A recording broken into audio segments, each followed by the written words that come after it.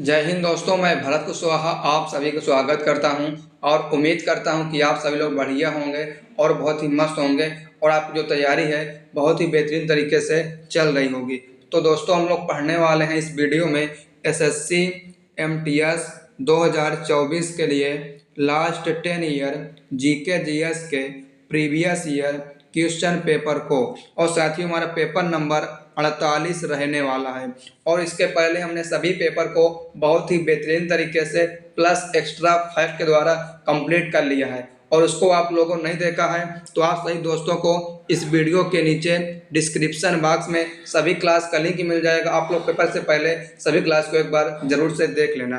तैयारी जीत की, छीन लो वर्दी इस बार। और साथियों, आप लोग का भी टारगेट जीके जीएस में 25 में 25 क्वेश्चन सही करने का रहने वाला है। तो बस आप लोग इस वीडियो में शुरू से अंत तक जरूर बंद रहें, क्योंकि दोस्तों जो समय है बहुत ही कम बचा है। आपका 30 सितंबर से जो पेपर है वो शुरू हो रहा है। ठीक है, तो इस वीडियो को ज़्यादा लंबा ना करते हुए वीडियो करते हैं स्टार्ट और बढ़ते हैं आज के पहले प्रश्न पर। ठीक है, तो देखिए दोस्तों, बढ़ते हैं पहले प्रश्न पर और देखते हैं क्या आज का हम पहला प्रश्न। तो देखिए, पहला प्रश्न है, महेंद्रगिरी खालिस्तान की सबसे ऊंची चोटी है? पश्चिमी घाट, हिमालयी पर्वत श्रृंखला, सतपुड़ा पर्वत श्रृंखला, पूर्वी घाट। तो सही जवाब जो हो जाएगा ऑप्शन नंबर 4, पूर्वी घाट जो है इसका बिल्कुल ही सही जवाब हो जाएगा। महेंद्रगिरी की सबसे ऊंची चोटी जो है वो पूर्वी घाट में है। फिर दोस्तों देखते हैं इसमें कुछ हम महत्वपूर्ण एक्स्ट्रा फैक्ट। ठीक है दोस्तों, तो आपसे पूछ सकता है ये क्या है, भारत के हमने लिखा हुआ है। ठीक है, भारत की पूछ सकता है आपसे कि भारत की खारे पानी की सबसे बड़ी तटीय झील कौन सी है? तो कौन सी झील है? चिल्का झील हो जाएगी, जो कहाँ है आपकी उड़ीसा में है। ठीक है, इसे पूछ सकता है आपसे कि भारत की मीठे पानी की सबसे बड़ी झील कौन सी है? तो उलर झील। ठीक है, उलर झील हो जाएगी। ये कहाँ है कि जो आपकी जम्मू कश्मीर में जो है उलर झील है, जो क्या है भारत में सबसे मीठे पानी की झील है। फिर दोस्तों देखते हैं इसमें एक और फैक्ट। तो अगला फैक्ट आपका है कि सबसे बड़ी कृत्रिम झील। ठीक है, तो कौन सी है? गोविंद बल्लभ पंत जो है भारत की सबसे बड़ी कृत्रिम झील हो जाएगी। फिर दोस्तों आइए बढ़ते हैं अगले प्रश्न पर और देखते हैं अगला प्रश्न। तो देखिए, अगला प्रश्न है, पेरिस ओलंपिक 2024 में भारतीय हॉकी टीम ने कौन सा पदक जीता है? स्वर्ण, कांस्य, रजत, इनमें से कोई नहीं। तो सही जवाब जो है ऑप्शन नंबर बी, आपका कांस्य पदक जीता हुआ है। दोस्तों ये हमारा जो करंट अफेयर्स का क्वेश्चन है।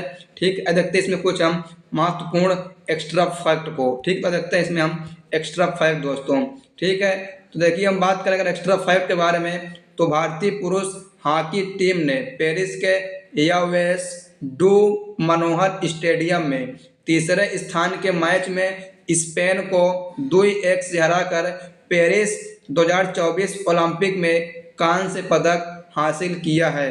भारतीय हॉकी के इतिहास में यह लगभग 50 साल बाद हुआ है जब भारतीय टीम ने लगातार 2 ओलंपिक में पदक जीते हैं। ठीक है दोस्तों, 50 साल बाद लगभग जो ये हुआ है कि लगातार 2 ओलंपिक में भारतीय हॉकी टीम ने मेडल जीता है। फिर साथियों आगे बढ़ते हैं क्या हम अगले प्रश्न पर देखते हैं अगला प्रश्न।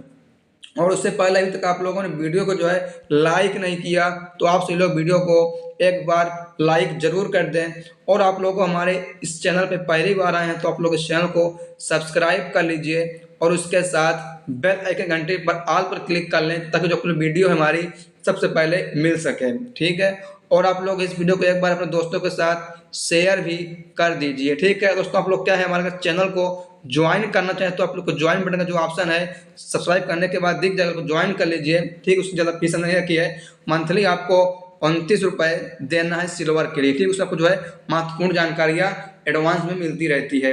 फिर आगे बढ़ते हैं क्या हम अगले प्रश्न पर। देखते हैं दोस्तों हम अगला प्रश्न।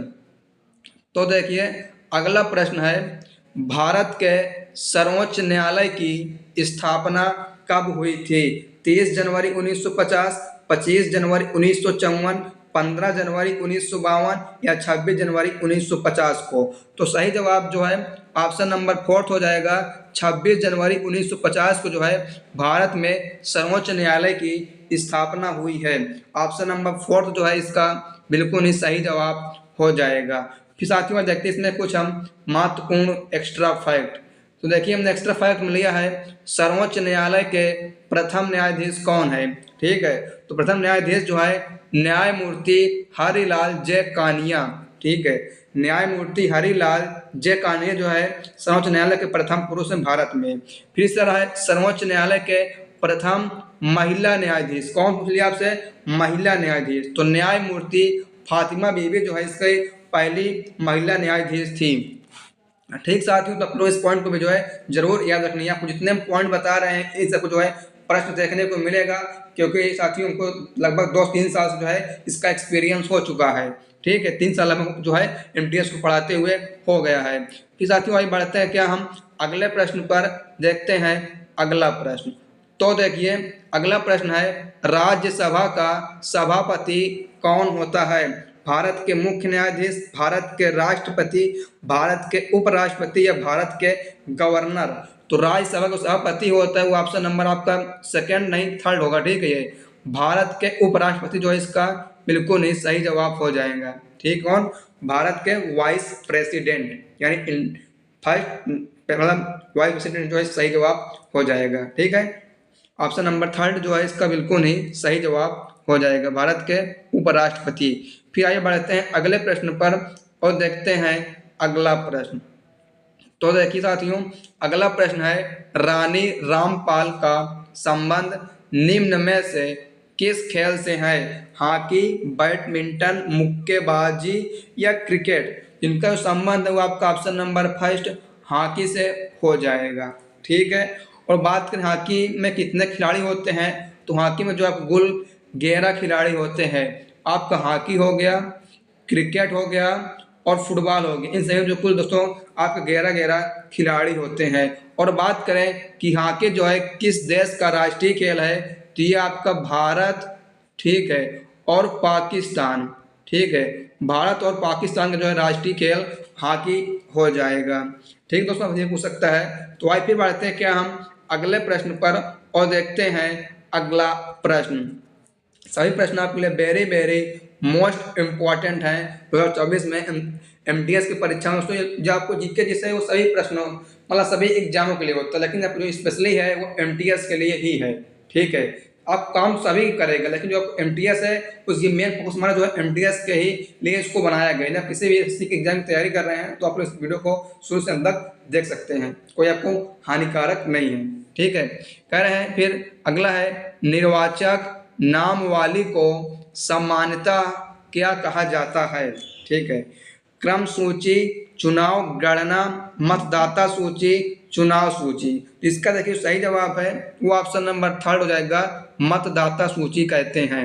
ठीक है, निर्वाचक नाम वाली को क्या कहते हैं, मतदाता सूची कहते हैं। ऑप्शन नंबर थर्ड जो है सही जवाब हो जाएगा। ठीक है, फिर आगे बढ़ते हैं हम अगले प्रश्न पर, देखते हैं अगला प्रश्न। तो देखिए अगला प्रश्न है वर्ष 2024 में कितने लोगों को भारत रत्न से सम्मानित किया गया है। 4, 5, 2 और 3। तो देखिए सही जवाब है कि आपका ऑप्शन नंबर सेकंड 5 लोगों को जो है सम्मानित किया गया है भारत रत्न से 2024 में। साथियों देखते हैं इसमें भी हम कुछ महत्वपूर्ण एक्स्ट्रा फैक्ट। ठीक है, तो देखिए बात करें हम एक्स्ट्रा फैक्ट के बारे में, तो कह रहे हैं वर्ष 2024 में 5 लोगों को भारत रत्न देने की घोषणा की गई है, जिनके नाम निम्न है। कर्पूरी ठाकुर, ठीक है, इनका मरणोपरांत यानी मरने के बाद मिला है। लाल कृष्ण आडवाणी को जो मरने के बाद ही मिला है। चौधरी चरण सिंह को मरने के बाद ही जो पुरस्कार मिला है भारत रत्न। पीवी नरसिम्हा राव को भी जो मरने के बाद ही मिला है। एमएस स्वामीनाथन जो को इनको भी मरने के बाद ही मिला है। ठीक है, और बात करें पहला भारत रत्न कब दिया गया है, तो पहला भारत रत्न जो है 1954 में दिया गया था। ठीक है, तो ये पूछ सकता है कि पहली बार जो भारत रत्न कब दिया गया था, तो 1954 में दिया गया था।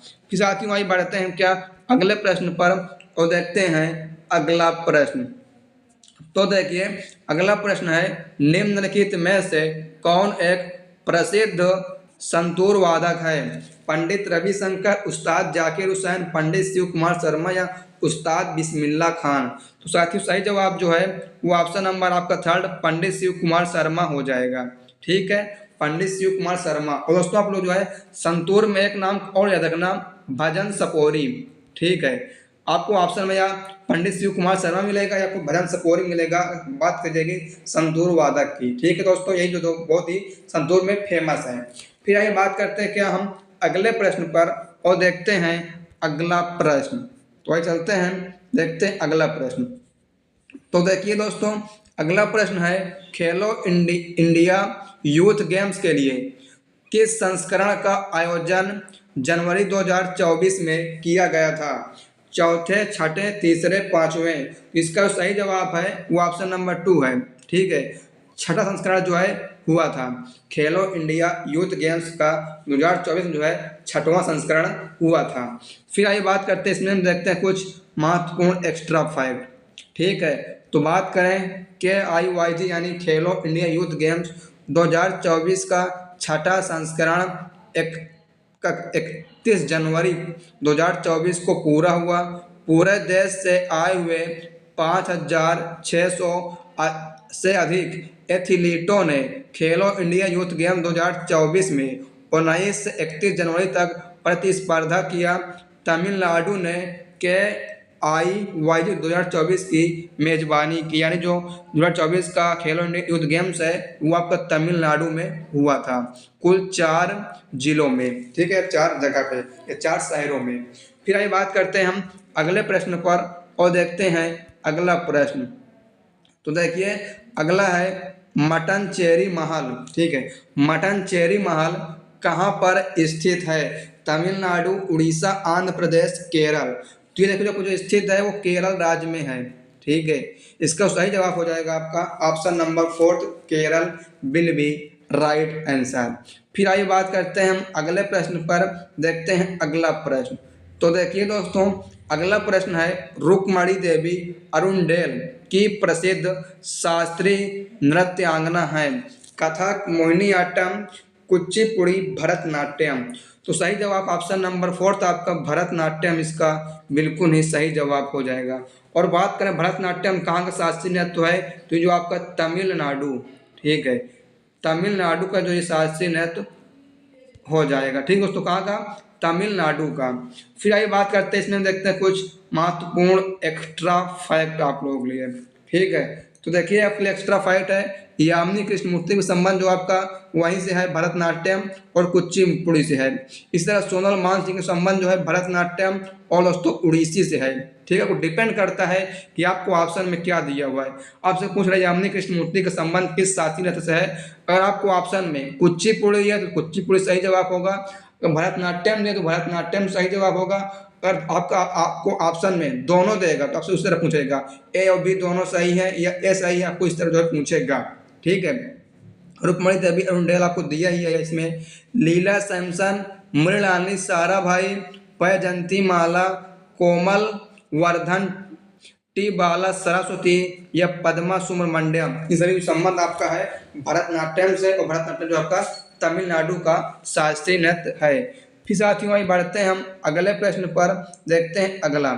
तो देखिए अगला प्रश्न है भारत सरकार का कौन सा विभाग न्यूनतम समर्थन मूल्यों की घोषणा करता है? ठीक है, कृषि और सहकारिता विभाग, विनिवेश विभाग, ठीक है, और है व्यय विभाग या आर्थिक कार्य विभाग। तो इसका जो सही जवाब है वो ऑप्शन नंबर 1 है, कृषि और सहकारिता विभाग जो है इसका बिल्कुल ही सही जवाब हो जाएगा, यानी ऑप्शन नंबर आपका 1 विल बी राइट आंसर। फिर साथियों आइए बढ़ते हैं हम अगले प्रश्न पर, देखते हैं अगला प्रश्न। तो देखिए अगला प्रश्न है निम्नलिखित में से कौन सा भारतीय रिजर्व बैंक की मौद्रिक नीति का एक साधन नहीं है? ठीक है, चल निधि, समयोजना सुविधा, रेपो दर, वस्तु एवं सेवा कर, नकदी आरक्षी अनुपात। तो सही जवाब जो है ऑप्शन नंबर 3 है, वस्तु एवं सेवा कर यानी GST जो है इसका बिल्कुल ही सही जवाब हो जाएगा। फिर साथियों आइए देखते हैं हम अगला प्रश्न और चलते हैं क्या हम अगले प्रश्न पर। ठीक है, तो देखिए फिर अगला प्रश्न ये है, कह रहा है कौन सा त्योहार राक्षस राजा महिषासुर पर देवी दुर्गा की विजय का प्रतीक है? दिवाली, जन्माष्टमी, होली, नवरात्रि। तो इसका सही जवाब हो जाएगा ऑप्शन नंबर 4 आपका नवरात्रि। ठीक है, नवरात्रि जो है बिल्कुल ही सही जवाब हो जाएगा। देखिए बात करेंगे दिवाली के बारे में दोस्तों, तो दिवाली जो आपकी क्या है, ये भगवान श्री राम जी के अयोध्या लौटने के उपलक्ष्य में जो मनाई जाती है। और जन्माष्टमी जो है कृष्ण भगवान के जन्मदिन पर मनाई जाती है। होली जो आपका एक रंगों का पर्व है।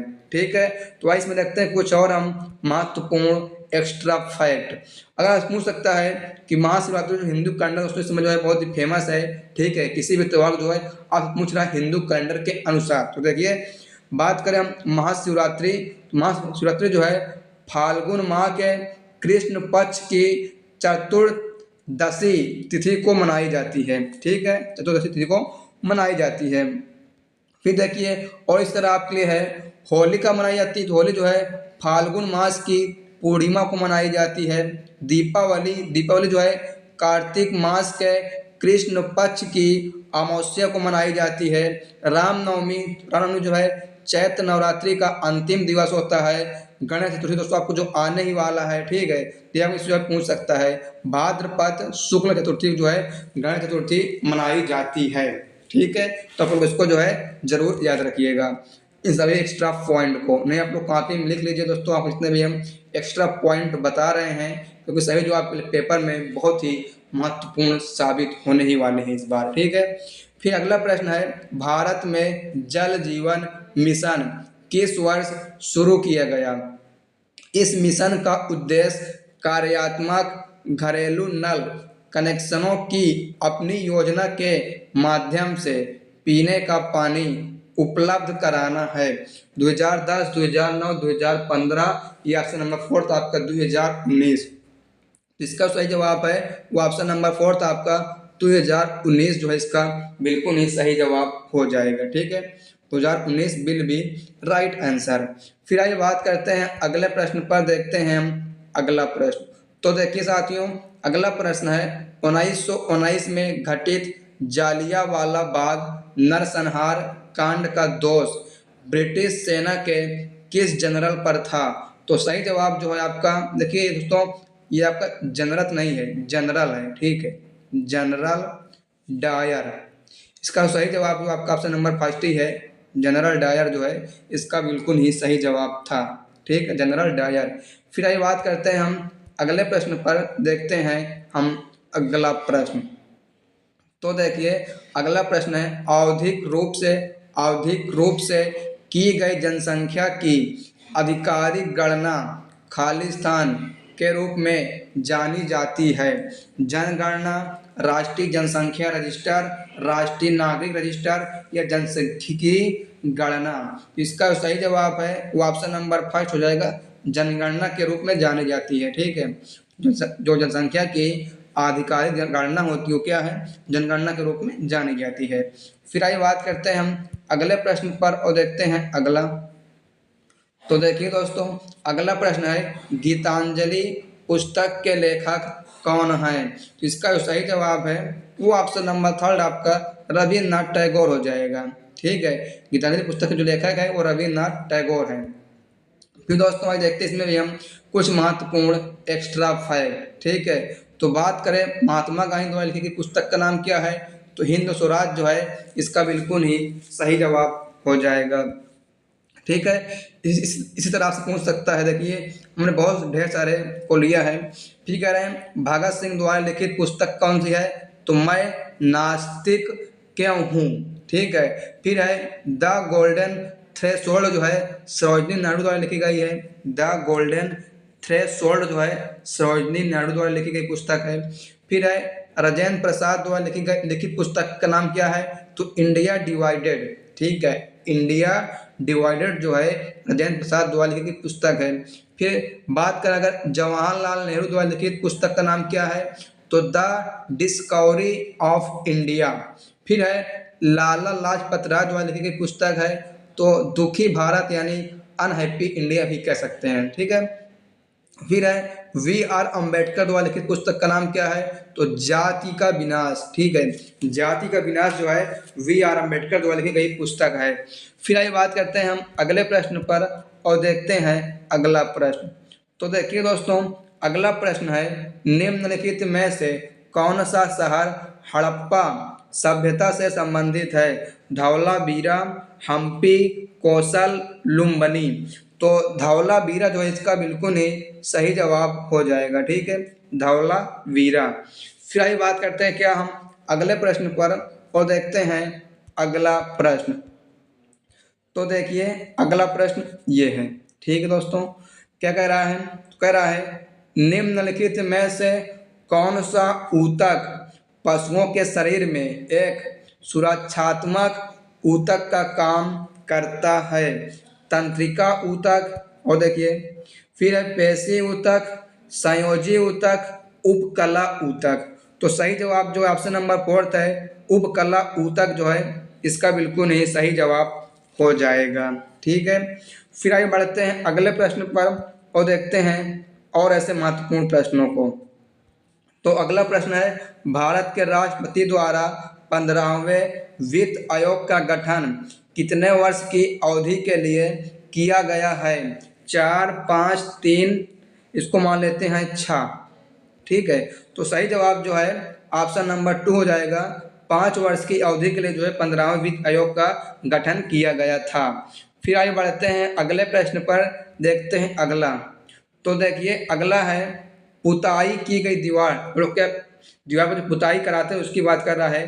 पुताई की गई दीवार खाली स्थान के बनने के कारण 3 से 4 दिनों के बाद चमकदार दिखाई देती है।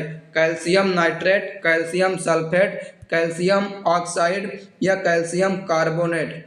तो देखिए इसका सही जवाब है वो आपका ऑप्शन नंबर 4 कैल्शियम कार्बोनेट के बनने से कारण जो है दीवार पुताई कराने के बाद जो है वह चमकने लगती है। ठीक है, ऑप्शन नंबर 4 जो है इसका बिल्कुल ही सही जवाब हो जाएगा। फिर आइए बात करते हैं अगले प्रश्न पर और देखते हैं अगला। तो देखिए दोस्तों अगला प्रश्न है निम्नलिखित में से कौन सा राज्य कॉफी का सबसे बड़ा उत्पादक है? तमिलनाडु, आंध्र प्रदेश, केरल, कर्नाटक। तो देखिए कर्नाटक जो है इसका बिल्कुल ही सही जवाब हो जाएगा। कर्नाटक जो है कॉफी के मामले में सबसे बड़ा उत्पादक राज्य है। Option number 4 will be right answer. फिर देखिए अगला प्रश्न है कौन सा नियम यह बताता ज्वार भाटा के लिए चंद्रमा और सूर्य की स्थितियां जिम्मेदार हैं? परावर्तन का नियम, गुरुत्वाकर्षण का नियम, जड़त्व का नियम या अपवर्तन का नियम। तो सही जवाब जो है ऑप्शन नंबर 2 आपका है गुरुत्वाकर्षण का नियम जो है यह इस बताता है जिम्मेदार है स्थितियों के लिए। ठीक है, ऑप्शन नंबर 2 जो है सही जवाब हो जाएगा गुरुत्वाकर्षण का नियम। फिर दोस्तों आइए बढ़ते हैं हम अगले प्रश्न पर और देखते हैं आज का हम लास्ट प्रश्न। तो देखिए दोस्तों आज का लास्ट प्रश्न है भारत में जनरल डायर के प्रशासन के दौरान कौन सा कानून लागू किया गया था? तो सही जवाब जो है ऑप्शन नंबर 1 हो जाएगा मार्शल कानून जो है लागू किया गया था। ठीक दोस्तों, मार्शल कानून जो है लागू किया गया था। दोस्तों आप लोग को हम बता दें आपके लिए 20 अगस्त, ठीक है 20 अगस्त 2024 से, ठीक है 2024 से SSC-MTS के लास्ट 40 दिन आपके पास बच रहे हैं इस तारीख से। ठीक है, क्या लास्ट 40 दिन, इसके लिए आप जो एक सीरीज चलाने जा रहे हैं हम लास्ट 40 दिनों की तैयारी के लिए। इसमें आपको दोस्तों क्या है SSC-MTS का आपको कंप्लीट रिवीजन कराने को मिलने वाला है।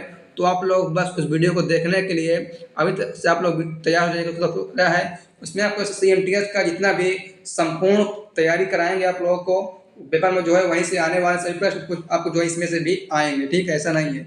तो आप लोग उसको देखने के लिए अभी से आप लोग इस वीडियो को लाइक कर दीजिए।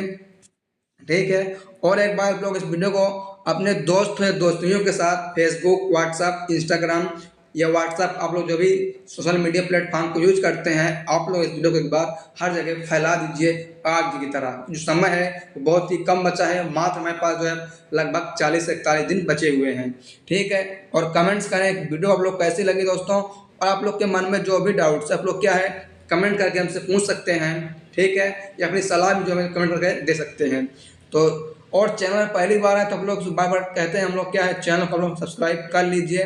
ठीक है, और बेल आइकन घंटी पर ऑल पर क्लिक कर लें, ताकि जो हमारी 4 दिन की सीरीज आने वाली है वो क्या आप लोग सबसे पहले देख सकें। ठीक है, मिस ना कर पाएँ।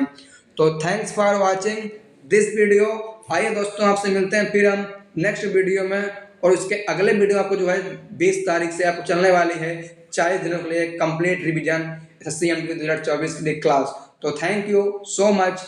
जय हिंद, वंदे मातरम।